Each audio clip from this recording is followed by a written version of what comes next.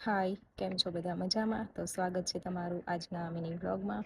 અને જો તમને બતાવું, ફિનલેન્ડની અંદર સમર શરૂ થઈ ગયો છે. એમ સમર તો નથી, હજુ ઠંડી જ છે, પણ બહારનું વેધર જુઓ તમે.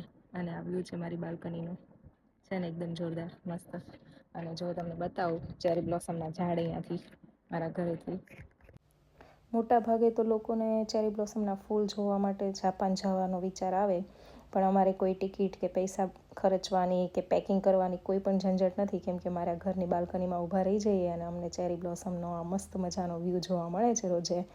અને આ પણ થોડા દિવસમાં જ હજી આવ્યા છે ચેરી બ્લોસમના ફૂલ, કેમકે સમર થોડી શરૂઆત થઈ છે એટલે આવું મસ્ત ગ્રીન થઈ ગયું છે. બાકી તો અહીંયા વ્હાઇટ અને બ્લેક કલર જ હોય, વિન્ટર હોય એટલે બરફ જ જોવા મળે અને ઝાડવા બધા બ્લેક થઈ જાય. તો કેવું લાગ્યું આ તમને? જુઓ, છે ને મસ્ત એકદમ જોરદાર, કાંઈ ઘટે નહીં બાકી એમાં. અને સામે અહીંયા ઘર છે અને એની પાછળ પણ જંગલ છે અને ત્યાં છે ક્રિસમસ ટ્રી. તો આવો છે કંઈક વ્યૂ અમારા ઘરનો. તો આજે એવું કંઈક છે કે આજે સાંજે બનાવવાના છે ઢોસા અને હું બનાવું છું પનીર. તો પનીર માટે જે દૂધ હતું ને, એ મારી ફ્રેન્ડે મને સજેસ્ટ કર્યું હતું, કેમ કે અહીંયા મોટાભાગે 3.5 ફેટનું દૂધ મળે છે.